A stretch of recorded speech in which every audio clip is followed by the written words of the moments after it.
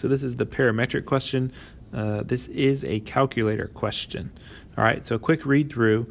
It's telling us the direction of movement here. So what I would do initially on my picture is I would go ahead and kind of draw those arrows from A to B, B to C, and then C to D, so that I can kind of visualize what's going on. So my particle starting here and moving up. We'll probably need to figure out what time that happens, and then we'll move back down. Okay, it starts at time 0. So I'm going to add a label there. So here's time 0, and it says it ends eventually at time 9. So that's t equals 9. All right, they gave me the big old messy d prime derivative, and it does not tell me what dy dt is. Probably have to figure that out. All right, A says at point C, so right here, at point C is dy dt positive, at point C is dx dt positive. All right, so isolating what these represent. So dy dt means the change in y, okay? Only y, so that's your literal vertical change. So since I'm moving down and to the left, my change in y is negative because my particle is moving downward. Now, going ahead to the next part, dx dt is also going to be negative because the particle is moving to the left. So if you thought about it in terms of components, it's going down and it's going left. So give a reason. So for part A, I would say dy dt must be negative at point C because particle is moving downward and y value is decreasing. And same way for dx dt, also negative because the particle is moving to the left. You alternatively could have said it's negative because the y value is decreasing, and then also the x value is decreasing. All right, now that ultimately will be worth 2 points on our rubric. All right, part B, the slope of the curve is undefined at point B. At what time is the particle at point B? So they're talking about right here. So the slope of that curve is undefined. All right, I can believe that. It's a sharp point.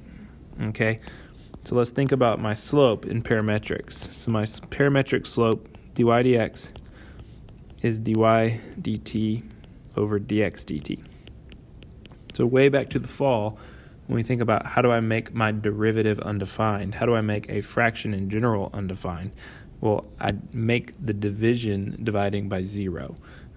So to be undefined, I want the denominator, which is dx dt, to equal 0. So that's my goal, is to make dx dt 0. Now, this is a calculator question. So dx dt is this hot mess of an equation, and it's already the derivative. Make sure you don't try to take a derivative of that. There's no need to do that by hand, okay? Now, could I do that by hand? Yeah, it's already factored for me. So here's a factor, here's a factor. Theoretically, sure, I could solve that by hand, but you don't need to. You just need to graph it. So you obviously don't have Desmos, but you can do this in your TI-84. So you need to graph my x prime, and what I'm looking for is where it equals 0. So what I see on my graph, now you're not doing this in parametric mode, so you're graphing this derivative in terms of x in your rectangular function mode. But I'm seeing that intersection is at 3, 0. All right, so undefined when x equals 0. So that happens at x equals 3. So x equals 3, if you were to go plug it in, x equaling 3 is going to cause this to be a 0.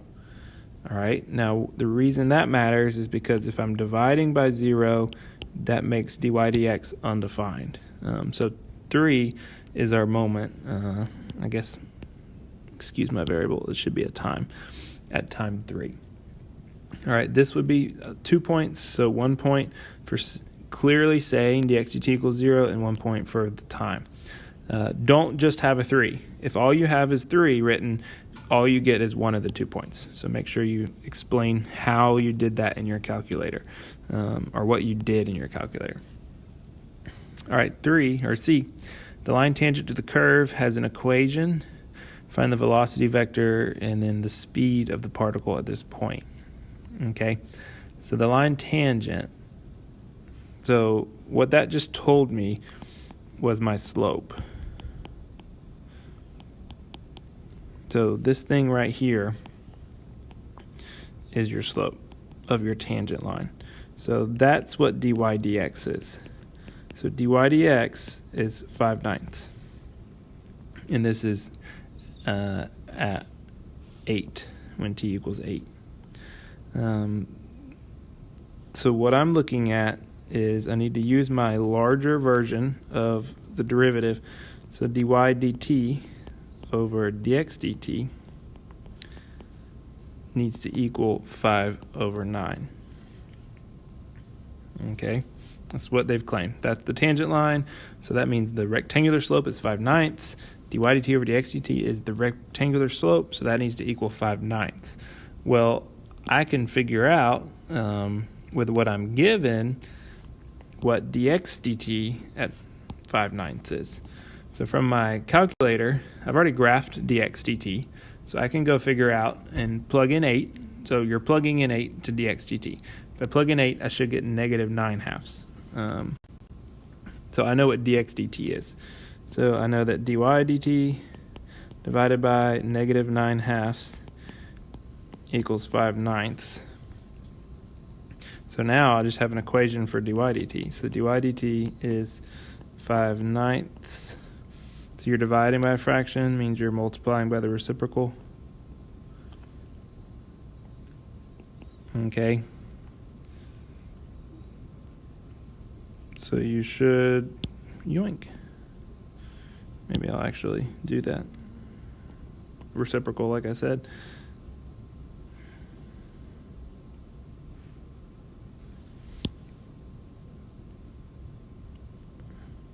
Wait.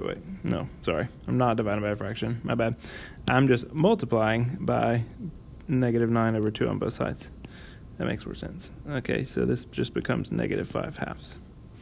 So that's what dy dt is. So my goal is the velocity vector. Well, as a vector, all right, our velocity is now going to be -9/2, comma, -5/2. So my change in x, dx dt, my change in y, dy dt. That is my velocity vector, x prime, y prime. The speed, so I know I didn't say do speed yet, but speed is our magnitude of our velocity vector. So the speed is just going to be the square root of x prime at whatever time we're working at, 8 plus, and that's squared, plus y prime of 8 squared. So my speed here winds up being just the square root, and speed's positive, so I don't need the negatives, but 4.5 squared plus 2.5 squared. This is a calculator question, so 5.147. Don't be a hero. You don't have to do that by hand.